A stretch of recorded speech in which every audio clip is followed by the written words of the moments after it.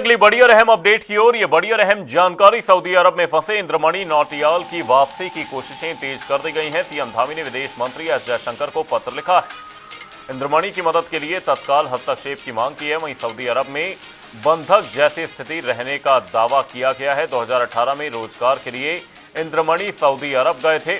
सड़क हादसे के बाद न्यायिक प्रक्रिया में यह पूरा मामला फंसता हुआ नजर आया। कंपनी मालिक पर 9 लाख सऊदी रियाल के जुर्माने का जिक्र इस दौरान हुआ है। वहीं जुर्माने की रकम करीब 2 करोड़ 29 लाख रुपए बताई गई।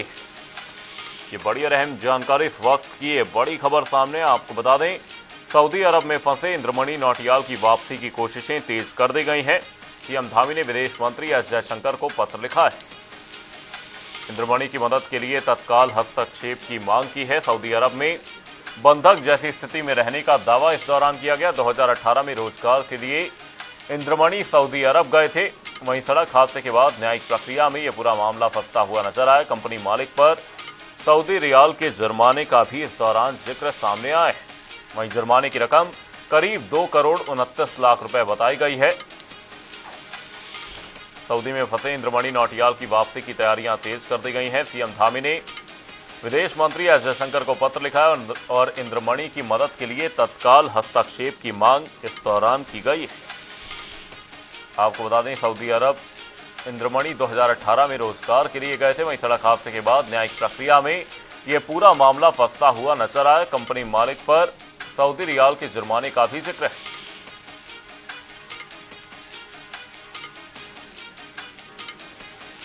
तमाम जानकारी के साथ हमारे सहयोगी अरुण सैनी हमारे साथ जुड़े हुए हैं। अरुण, आपसे जानने की कोशिश करेंगे, इंद्रमणि नौटियाल की वापसी की तैयारियां तेज करने के लिए सीएम धामी ने विदेश मंत्री से मदद मांगी है। क्या कुछ अपडेट, क्या कुछ जानकारी इस पूरी खबर पर?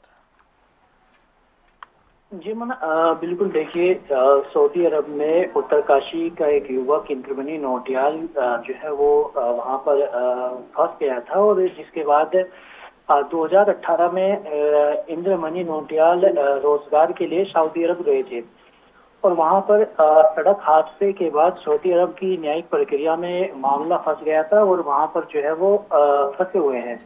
इसके बाद कंपनी मालिक पर भी 9 लाख सऊदी रियाल के जुर्माने का जिक्र इसमें हो रहा है और इसी के साथ साथ जुर्माने की रकम करीब 2 करोड़ बढ़ाकर बढ़ाई भी बताई गई है।